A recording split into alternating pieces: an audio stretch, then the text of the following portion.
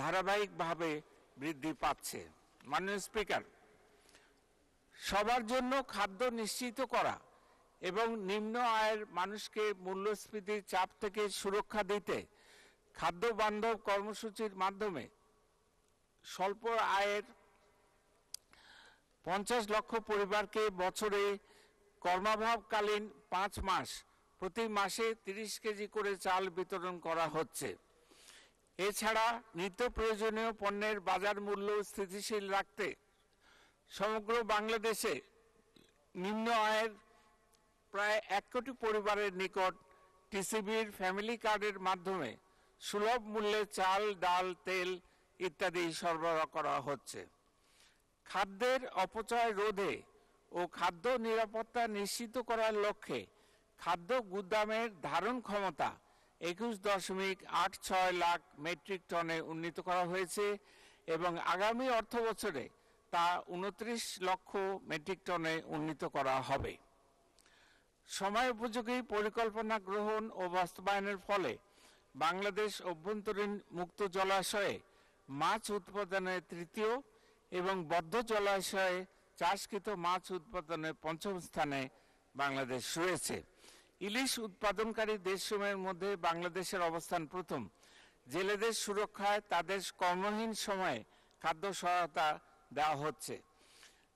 দেশের ক্রমবর্ধমান প্রাণীজ আমিষের চাহিদা পূরণের ক্ষেত্রে গবাদি পশু এবং হাঁস মুরগির টেকসই জাত উন্নয়ন, সুষম খাদ্য ব্যবস্থাপনা এবং রোগ নিয়ন্ত্রণের মাধ্যমে উৎপাদন দ্বিগুণ করার কর্মপরিকল্পনা গ্রহণ করা হয়েছে। শেখ হাসিনার উপহার প্রাণীর পাশেই ডাক্তার, এই নীতি সামনে রেখে প্রাণী চিকিৎসা সেবা খামারের দোরগোড়ায় পৌঁছে দেওয়ার জন্য 360টি উপজেলায় মোবাইল ভেটেরিনারি ক্লিনিক চালু করা হয়েছে। মাননীয় স্পিকার, কৃষি খাত সহ মৎস্য ও প্রাণী সম্পদের উন্নয়ন এবং খাদ্য নিরাপত্তা নিশ্চিত করার লক্ষ্যে আগামী 2024-25 অর্থ বছরে 38,259 কোটি টাকা বরাদ্দের প্রস্তাব করছি। 2023-24 অর্থ বছরে এই বাবদ বরাদ্দ ছিল 35,880 কোটি টাকা।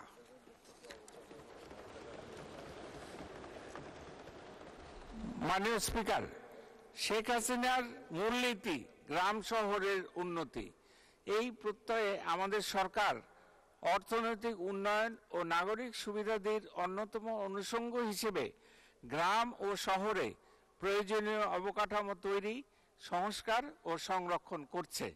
দেশব্যাপী যোগাযোগ অবকাঠামো নির্মাণ, সুপেয় পানি সরবরাহ, জলাবদ্ধতা নিরসন, স্যানিটেশন সুবিধা নিশ্চিত করা, ভূ উপরিস্থ পানি সংরক্ষণ ও ব্যবহার বৃদ্ধি, বর্জ্য ব্যবস্থাপনার উন্নয়ন ইত্যাদির মাধ্যমে নাগরিক সুবিধা নিশ্চিত করা হচ্ছে।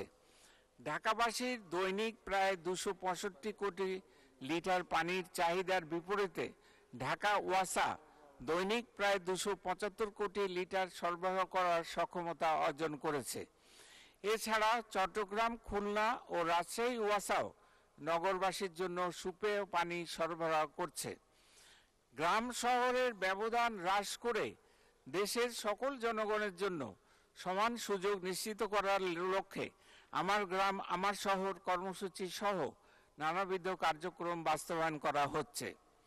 সরকার গ্রাম নির্ভর অর্থনৈতিক কর্মকাণ্ড বেগবান করার নিমিত্ত ক্ষুদ্র ঋণ কর্মসূচি, আয়বর্ধক কর্মসূচি, কর্মসংস্থান ও দক্ষতা উন্নয়ন প্রশিক্ষণ প্রদানের জন্য বিভিন্ন কার্যক্রম পরিচালনা করে আসছে। গ্রামীণ সুবিধাবঞ্চিত মহিলাদের ও বেকার যুবকদের আত্মকর্মসংস্থান সৃষ্টি, দুগ্ধ উৎপাদন বৃদ্ধি ও গাভীর জাত উন্নয়ন কার্যক্রম সম্প্রসারণে ও নারীর ক্ষমতায়নের লক্ষ্যে আবর্তক ঋণ সহায়তা প্রদান করা হয়েছে। মাননীয় স্পিকার, স্থানীয় সরকার ও পল্লী উন্নয়ন বাবদ আগামী 2024-25 অর্থ বছরে 46,582 কোটি টাকা বরাদ্দের প্রস্তাব করছি। 2023-24 অর্থ বছরে এ বাবদ বরাদ্দ ছিল 48,137 কোটি টাকা। মাননীয় স্পিকার, বিদ্যুৎ খাতের উন্নয়নে সর্বোচ্চ গুরুত্ব দিয়ে ইতোমধ্যে শতভাগ জনগণকে বিদ্যুৎ সুবিধার আওতায় আনা হয়েছে। বিদ্যুৎ উৎপাদন ক্ষমতা 2009 সালে ছিল মাত্র 4,942 মেগাওয়াট, যা 30,277 মেগাওয়াটে উন্নীত হয়েছে। বিদ্যুৎ উৎপাদন ক্ষমতা 2030 সালের মধ্যে 40,000 মেগাওয়াটে এবং 2041 সালের মধ্যে 60,000 মেগাওয়াটে উন্নীত করার পরিকল্পনা গ্রহণ করা হয়েছে। পাবনার ঈশ্বরদীতে রূপপুর পারমাণবিক বিদ্যুৎ কেন্দ্র নির্মাণ প্রকল্প বাস্তবায়ন চূড়ান্ত পর্যায়ে রয়েছে। 2041 সালের মধ্যে মোট বিদ্যুৎ উৎপাদনের 40% নবায়নযোগ্য উৎস হতে উৎপাদনের লক্ষ্যমাত্রা নির্ধারণ করা হয়েছে। এই লক্ষ্যে নবায়নযোগ্য জ্বালানির উন্নয়ন ও ব্যবহার বৃদ্ধিকে উৎসাহ করতে 100 কোটি টাকা বিশেষ বরাদ্দের প্রস্তাব করছি। মাননীয় স্পিকার, 2009 সালের জানুয়ারি মাসে আমাদের গ্যাসের উৎপাদন ছিল দৈনিক 1,744 মিলিয়ন ঘনফুট, যা বৃদ্ধি পেয়ে বর্তমানে 2,100 মিলিয়ন ঘনফুটে উন্নীত হয়েছে। পাশাপাশি দৈনিক প্রায় 1,000 থেকে 1,050 মিলিয়ন ঘনফুট আমদানিকৃত এলএনজি জাতীয় গ্রিডে যুক্ত হচ্ছে। বড়পুকুরিয়া কয়লা খনি হতে জানুয়ারি 2024 পর্যন্ত প্রায় 14 মিলিয়ন টন কয়লা উত্তোলন করা হয়েছে। দেশের ক্রমবর্ধমান গ্যাসের চাহিদা মেটানোর লক্ষ্যে অনশোর এলাকায় তেল গ্যাস অনুসন্ধান ও উত্তোলনের জন্য 48টি কূপ খনন ও ওয়ার্কওভার করার পরিকল্পনা রয়েছে।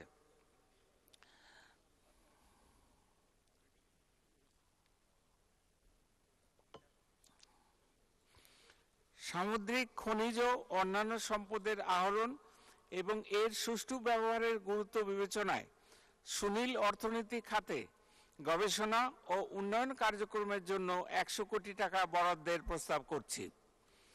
Bangladesh offshore model production sharing contract 2023 প্রণয়ন করা হয়েছে। এর আওতায় অগভীর সমুদ্রের 9টি ব্লক এবং গভীর সমুদ্রের 15টি ব্লকে তেল গ্যাস অনুসন্ধান ও উত্তোলনের লক্ষ্যে আন্তর্জাতিক প্রতিষ্ঠান নিয়োগের জন্য বাংলাদেশ অফশোর বিডিং রাউন্ড 2024 শুরু করা হয়েছে। দেশের জ্বালানি তেলের চাহিদা পূরণ করার লক্ষ্যে ইস্টার্ন রিফাইনারি লিমিটেডের পরিশোধন ক্ষমতা 15 লক্ষ মেট্রিক টন হতে বৃদ্ধি করে 45 লক্ষ মেট্রিক টনে উন্নীত করার জন্য ইআরএল ইউনিট 2 প্রকল্প গ্রহণ করা হয়েছে। মাননীয় স্পিকার, বিদ্যুৎ ও জ্বালানি খাতের গুরুত্ব বিবেচনায় এই খাতে 2024-25 অর্থ বছরে 30,317 কোটি টাকা বরাদ্দের প্রস্তাব করছি। 2023-24 অর্থ বছরে এই খাতে বরাদ্দ ছিল 34,819 কোটি টাকা।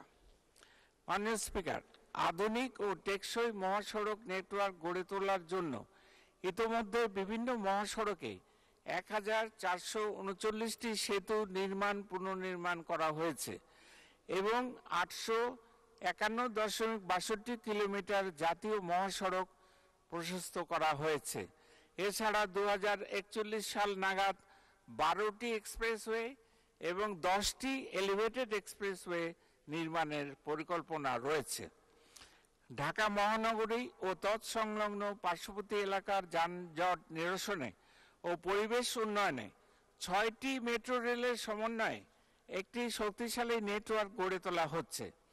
ইতিমধ্যে এমআরটি লাইন 6 উত্তরা হতে মতিঝিল পর্যন্ত চালু করা হয়েছে, যা দ্রুতগামী, দূষণমুক্ত, সময় সাশ্রয়ী, অত্যাধুনিক নগর পরিবহন হিসেবে নারী পুরুষ সকলের কাছে বিপুলভাবে সমাদৃত হয়েছে।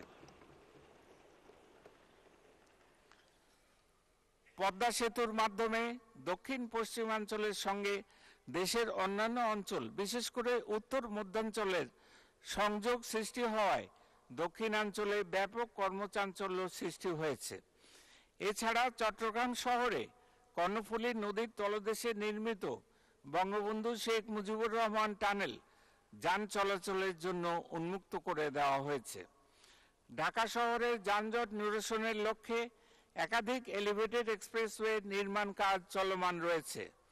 এছাড়া হযরত শাহজালাল আন্তর্জাতিক বিমানবন্দরের তৃতীয় টার্মিনাল দ্রুততম সময়ে জনসাধারণের ব্যবহারের জন্য উন্মুক্ত করার লক্ষ্যে কার্যক্রম চলছে এবং কক্সবাজার বিমানবন্দর ও ওসমানী আন্তর্জাতিক বিমানবন্দরের রানওয়ে ও ট্যাক্সিওয়ে উন্নত ও দীর্ঘ করা হয়েছে। খুলনা হতে মংলা সমুদ্র বন্দর পর্যন্ত 64.75 কিলোমিটার ব্রডগেজ রেলওয়ে লাইন নির্মাণ শেষে উদ্বোধন করা হয়েছে। ঢাকা হতে কক্সবাজার নতুন রেল যোগাযোগ চালু হওয়ায় উক্ত সেকশনটি ট্রান্স এশিয়ান রেলওয়ে এবং উপ আঞ্চলিক করিডোরের একটি বড় অংশ হিসেবে কাজ করার সম্ভাবনা তৈরি হয়েছে। দেশের তৃতীয় সমুদ্র বন্দর পায়রায় সীমিত আকারে কার্যক্রম শুরু হয়েছে। বর্তমানে 10.5 মিটার ড্রাফট বিশিষ্ট 50,000 মেট্রিক টন ধারণ ক্ষমতা সম্পন্ন জাহাজ এই বন্দরে চলাচল করছে। এছাড়া মাতারবাড়ি গভীর সমুদ্র বন্দর উন্নয়ন প্রকল্পের কার্যক্রম দ্রুত গতিতে এগিয়ে চলছে। মাননীয় স্পিকার, দেশের ব্যবসা বাণিজ্য, সরবরাহ ব্যবস্থা ইত্যাদির গুরুত্ব বিবেচনায় যোগাযোগ অবকাঠামো উন্নয়ন বাবদ আগামী 2024-25 অর্থ বছরে 80,498 কোটি টাকা বরাদ্দ প্রদানের প্রস্তাব করছি। বর্তমান 2023-24 অর্থ বছরে এই খাতে 85,191 কোটি টাকা বরাদ্দ ছিল। মাননীয় স্পিকার, সামাজিক নিরাপত্তার সুফল কার্যকরভাবে উপকারভোগীদের নিকট পৌঁছে দেওয়ার লক্ষ্যে সর্বমোট 115টি সামাজিক সুরক্ষা কার্যক্রমের 34টি ক্যাশ ভিত্তিক কর্মসূচির মধ্যে 19টি কর্মসূচির অর্থ ইলেকট্রনিক উপায়ে গভর্নমেন্ট টু পার্সন G2P পদ্ধতিতে সরাসরি উপকারভোগীর ব্যাংক হিসাব অথবা মোবাইল ব্যাংক হিসাবে পাঠানো হচ্ছে। প্রতিবন্ধীদের সুরক্ষায় আগামী অর্থবছরে ভাতাপ্রাপ্তের সংখ্যা 29 লক্ষ থেকে বৃদ্ধি করে 32,34,000 জনে উন্নীত করা হবে। এছাড়া প্রতিবন্ধী শিক্ষার্থীদের জন্য উচ্চ মাধ্যমিক স্তরের উপবৃত্তির হার বিদ্যমান 950 টাকা থেকে বাড়িয়ে 1050 টাকায় উন্নীত করার সিদ্ধান্ত গ্রহণ করা হয়েছে।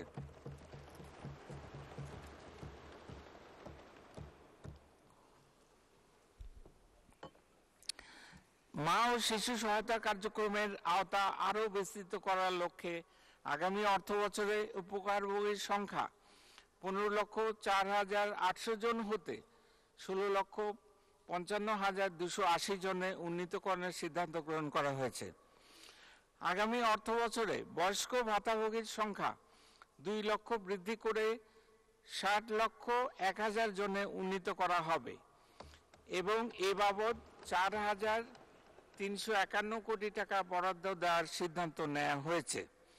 এছাড়া ভাতাপ্রাপ্ত বিধবা ও স্বামী নিগৃহীতা মহিলার সংখ্যা বিদ্যমান 25,75,000 জন থেকে বৃদ্ধি করে 27,75,000 জনে উন্নীত করার সিদ্ধান্ত নেওয়া হয়েছে। বীর মুক্তিযোদ্ধাদের কল্যাণে তাদের আর্থসামাজিক অবস্থা বিবেচনায় সকল শ্রেণীর বীর মুক্তিযোদ্ধাদের মাসিক সম্মানী ভাতা 2021-22 অর্থ বছরে ন্যূনতম 20,000 টাকায় উন্নীত করা হয়েছে। এছাড়া তাদের আবাসন নিশ্চিত করার লক্ষ্যে বিনামূল্যে 30,000 বীর নিবাস নির্মাণ করা হচ্ছে। ইতিমধ্যে 11,057টি বীর নিবাস নির্মাণ সম্পন্ন হয়েছে। মাননীয় স্পিকার, সামাজিক নিরাপত্তামূলক কার্যক্রম পরিচালনার জন্য আগামী 2024-25 অর্থ বছরে 1,36,026 কোটি টাকা বরাদ্দের প্রস্তাব করছি, যা 2023-24 অর্থ বছরে 1,26,272 কোটি টাকা ছিল।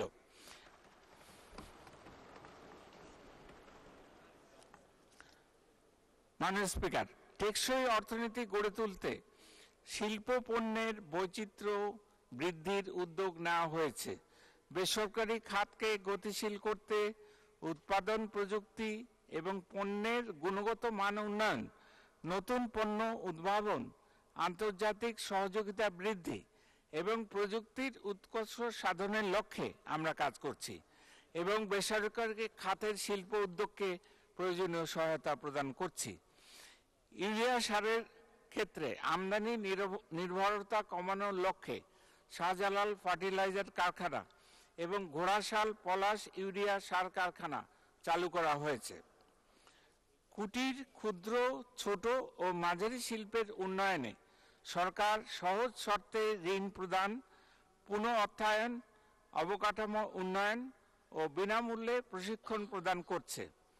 দেশের অন্যতম সম্ভাবনাময় ও রপ্তানিমুখী ঔষধ শিল্পের কাঁচামাল উৎপাদনের লক্ষ্যে মুন্সিগঞ্জ জেলার গজারিয়া উপজেলায় 200 একর জমিতে অ্যাক্টিভ ফার্মাসিউটিক্যাল ইনগ্রেডিয়েন্টস এপিআই শিল্প পার্ক স্থাপন করা হয়েছে। মাননীয় স্পিকার, আগামী 2024-25 অর্থবছরে শিল্প মন্ত্রণালয়ের জন্য 2510 কোটি টাকার বরাদ্দের প্রস্তাব করছি। 2023-24 অর্থবছরে এই মন্ত্রণালয়ের জন্য বরাদ্দ ছিল 3024 কোটি টাকা। মাননীয় স্পিকার, দেশের ব্যবসা বাণিজ্য প্রসারের লক্ষ্যে আমরা এ পর্যন্ত 44টি দেশের সাথে বাণিজ্য চুক্তি সম্পাদন করেছি। বিভিন্ন দেশের সাথে এ সকল দ্বিপাক্ষিক বাণিজ্য চুক্তির পাশাপাশি আঞ্চলিক বাণিজ্য চুক্তির মাধ্যমেও রপ্তানি সম্প্রসারণে কাজ করে যাচ্ছি। রপ্তানি পণ্য ও বাজার বহুমুখীকরণে স্থানীয় শিল্পের সুষম বিকাশ, বিনিয়োগ উৎসাহিতকরণ, পণ্যের প্রতিযোগিতা সক্ষমতা বৃদ্ধির লক্ষ্যে আমরা ন্যাশনাল ট্যারিফ পলিসি 2023 প্রণয়ন করেছি এবং রপ্তানি নীতি 2024-27 খসড়া চূড়ান্ত করেছি। এছাড়া ই-কমার্স, ডিজিটাল কমার্স প্রতিষ্ঠানসমূহের কার্যক্রমের স্বচ্ছতা ও জবাবদিহিতা প্রতিষ্ঠাকল্পে digital business identity DBID platform চালু করা হয়েছে। মাননীয় স্পিকার, মাননীয় প্রধানমন্ত্রী শেখ হাসিনা নারীর ক্ষমতায়ন ও সম অধিকার প্রতিষ্ঠার জন্য যে সকল পরিকল্পনা ও নীতি কৌশল গ্রহণ করেছেন তার সফল বাস্তবায়নের ফলে বাংলাদেশে জেন্ডার সমতা ও নারীর ক্ষমতায়নের ক্ষেত্রে লক্ষণীয় অগ্রগতি অর্জিত হয়েছে। গ্লোবাল জেন্ডার গ্যাপ রিপোর্ট 2023 অনুযায়ী বিশ্বের জেন্ডার বৈষম্য সূচকে 146টি দেশের মধ্যে 59তম অবস্থান বাংলাদেশ অর্জন করেছে। বেকার ও উদ্যোগী মহিলাদের আত্মকর্মসংস্থানের জন্য বিভিন্ন কর্মসূচি গ্রহণ করা হচ্ছে। দুস্থ ও অসহায় মহিলাদের জন্য ক্ষুদ্র ঋণ ও সেলাই মেশিন বিতরণ এবং নগদ অনুদান প্রদান করা হচ্ছে। মাননীয় স্পিকার, জলবায়ু পরিবর্তনজনিত প্রভাব মোকাবেলায় Bangladesh climate change strategy and action plan BCCSAP, Bangladesh climate fiscal framework, Mujib climate prosperity plan, Bangladesh delta plan ইত্যাদি প্রণয়ন করা হয়েছে। এছাড়া সম্প্রতি জলবায়ু পরিবর্তনের অভিঘাত মোকাবেলায় গৃহীত প্রকল্পের সুষ্ঠু সমন্বয়ের লক্ষ্যে Bangladesh climate and development platform গঠন করা হয়েছে। এছাড়া দুর্যোগ ঝুঁকি কার্যকরভাবে মোকাবিলায় প্রয়োজনীয় অর্থায়ন সংক্রান্ত কৌশল অর্থাৎ ডিজাস্টার রিস্ক ফাইন্যান্সিং স্ট্র্যাটেজি প্রণয়ন করা হচ্ছে। জলবায়ু পরিবর্তনের অভিঘাতের গভীরতা ও ব্যাপ্তি বিবেচনায় জলবায়ু পরিবর্তনের সাথে অভিযোজনের সক্ষমতা বৃদ্ধি এবং প্রভাব হ্রাস সংক্রান্ত কার্যক্রমকে আরও বেগবান করার লক্ষ্যে এবারের বাজেটে 100 কোটি টাকার বিশেষ বরাদ্দের প্রস্তাব করছি। মাননীয় স্পিকার, পানি সম্পদের দক্ষ ও টেকসই ব্যবস্থাপনা নিশ্চিত করার লক্ষ্যে বন্যা নিয়ন্ত্রণ, নদী ভাঙন রোধ, নদী ড্রেজিং, সেচ ব্যবস্থাপনা উন্নয়ন, জলাবদ্ধতা দূরীকরণ ও ভূমি পুনরুদ্ধার সংক্রান্ত বিভিন্ন প্রকল্প বাস্তবায়ন করা হচ্ছে। এছাড়া বুড়িগঙ্গা, তুরাগ সহ বিভিন্ন নদী ও জলাশয় সংরক্ষণ এবং পুনরুদ্ধারের কাজ জোরদার করা হয়েছে। মাননীয় স্পিকার, 2041 সালের মধ্যে জ্ঞান ভিত্তিক সমাজ প্রতিষ্ঠার লক্ষ্যে বিজ্ঞান ও প্রযুক্তি মন্ত্রণালয়ের বিভিন্ন প্রকল্পে 2009-10 অর্থবছর থেকে 2023-24 অর্থবছর পর্যন্ত 221 কোটি টাকা 221 লক্ষ টাকার বিশেষ গবেষণা অনুদান প্রদান করা হয়েছে। মাননীয় স্পিকার, ইন্টারনেটের মূল্য উল্লেখযোগ্য পরিমাণে হ্রাস করার ফলে ওয়েব ভিত্তিক কর্মসংস্থান ও ব্যবসার সুযোগ প্রসারিত হয়েছে। 2008 সালে প্রতি এমবিপিএস ফিক্সড ইন্টারনেট ব্যান্ডউইথের সর্বনিম্ন মূল্য ছিল 27,000 টাকা, যা বর্তমানে মাত্র 60 টাকা। স্বল্প মূল্যে উচ্চগতির ইন্টারনেট ইউনিয়ন পর্যন্ত বিস্তৃত করা হয়েছে। আইসিটি খাতে রপ্তানির পরিমাণ আগামী 5 বছরের মধ্যে $5 বিলিয়ন এবং 2041 সালের মধ্যে $50 বিলিয়ন উন্নীত করা হবে। চতুর্থ, শিল্প বিপ্লবের চ্যালেঞ্জ এবং সম্ভাবনা বিবেচনায় রেখে কৃত্রিম বুদ্ধিমত্তা, সাইবার নিরাপত্তা, রোবোটিক্স, সেমিকন্ডাক্টর, স্পেস ও জিও স্পেশাল প্রযুক্তি সহ চতুর্থ শিল্প বিপ্লবের প্রযুক্তিকে কেন্দ্র করে ফ্রন্টিয়ার টেকনোলজি ভিত্তিক গবেষণা কেন্দ্র গড়ে তোলা হবে। 2041 সালের মধ্যে উন্নত ও স্মার্ট বাংলাদেশ বিনির্মাণে তথ্য প্রযুক্তির মহাসড়ক হিসেবে দেশব্যাপী নিরবচ্ছিন্ন উচ্চ গতির ইন্টারনেট ও ট্রান্সমিশন নেটওয়ার্ক নিশ্চিতকরণের কাজ চলমান রয়েছে।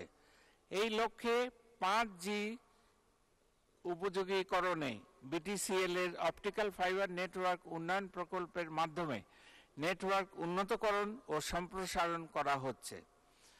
মাননীয় স্পিকার, 1997 সাল হতে এ পর্যন্ত আশ্রয়ন ও গুচ্ছগ্রাম প্রকল্প এবং দুর্যোগ ব্যবস্থাপনা ও ত্রাণ মন্ত্রণালয়ের অধীনে মোট 5,78,312টি ভূমিহীন ও গৃহহীন পরিবারকে পুনর্বাসন করা হয়েছে। আবাসন সুবিধা নিশ্চিত করার মাধ্যমে ভূমিহীন, গৃহহীন, ছিন্নমূল ও অসহায় মানুষের দারিদ্র্য বিমোচনে মাননীয় প্রধানমন্ত্রীর এই উদ্যোগ অন্তর্ভুক্তিমূলক উন্নয়নের শেখ হাসিনা মডেল হিসেবে পরিচিতি পেয়েছে।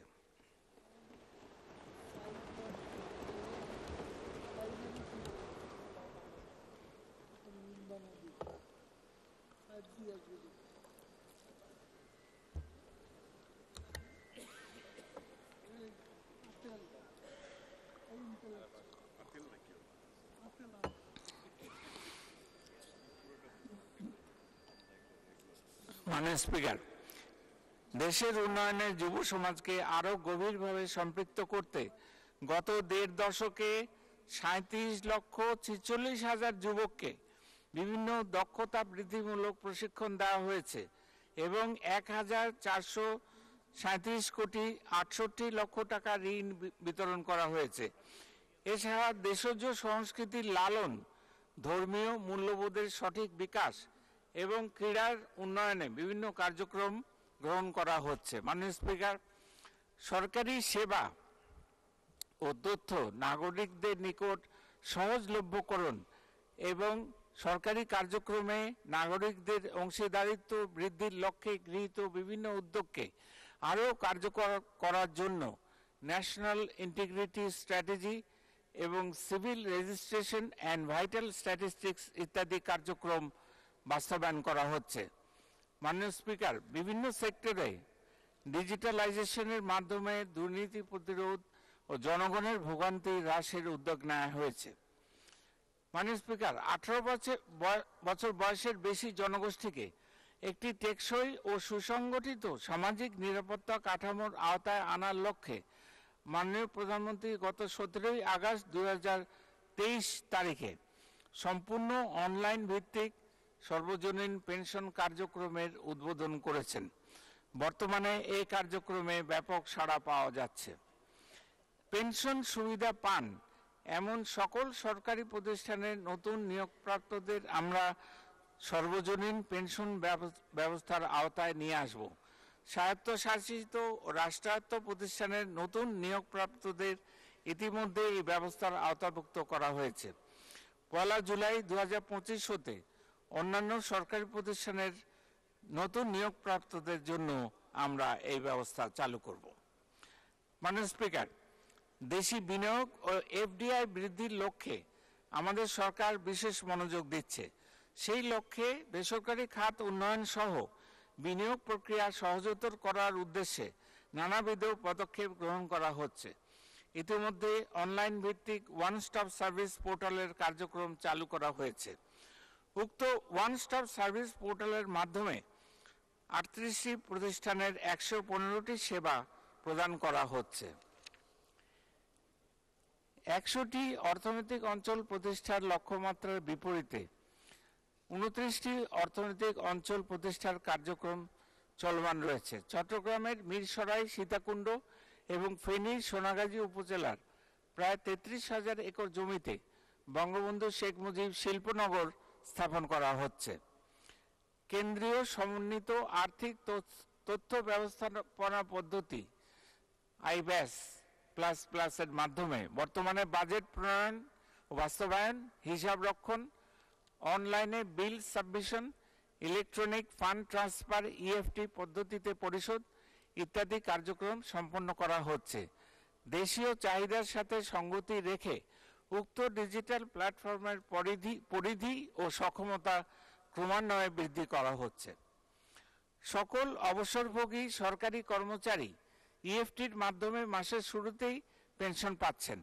পেনশনারদের জন্য পাইলট ভিত্তিতে মোবাইল অ্যাপের মাধ্যমে জীবিতাবস্থা যাচাইকরণ লাইভ ভেরিফিকেশন চালু করা হয়েছে।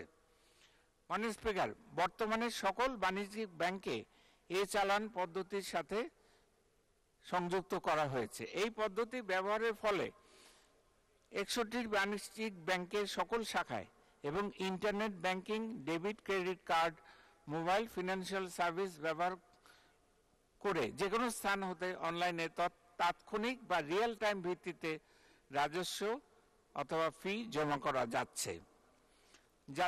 জাতীয় রাজস্ব বোর্ডের খুচরা পর্যায়ের মূল্য সংযোজন কর ভ্যাট আদায়ের জন্য electronic fiscal device management system EFDMS উন্নয়নের কার্যক্রম গ্রহণ করা হয়েছে। ভূমির মালিকানা পরিবর্তন, খাজনা প্রদান ইত্যাদি সেবা ডিজিটালাইজড করা হয়েছে।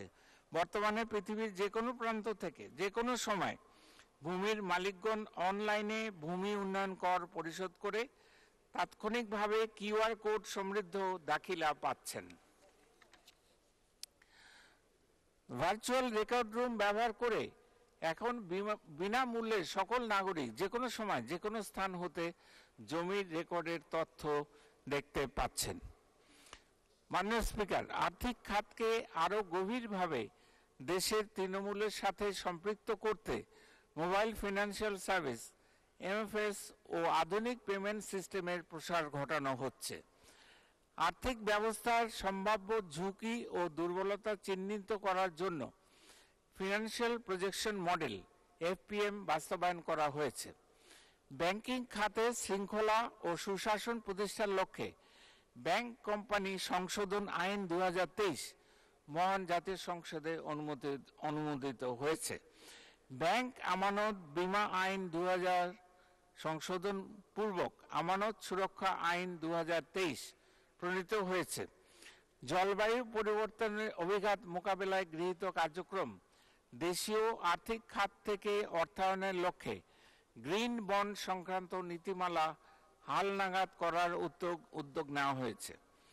আর্থিক খাতে স্মার্ট বাংলাদেশের ভিত মজবুত করার লক্ষ্যে গত 25 অক্টোবর 2023 তারিখে 2টি ডিজিটাল ব্যাংকের অনুকূলে লেটার অব ইন্টেন্ট প্রদান করা হয়েছে। পরবর্তীতে ডিজিটাল ব্যাংকের সংখ্যা বৃদ্ধি করার পরিকল্পনা রয়েছে।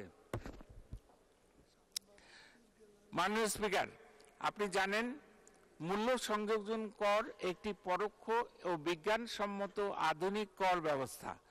জাতীয় রাজস্ব আদায়ের বড় অংশই মূল্য সংযোজন কর হতে আহরিত হয়ে থাকে। আমি মূল্য সংযোজন কর খাতে নিম্নরূপ প্রস্তাবসমূহ মহান জাতীয় সংসদের সদয় বিবেচনার জন্য উপস্থাপন করছি।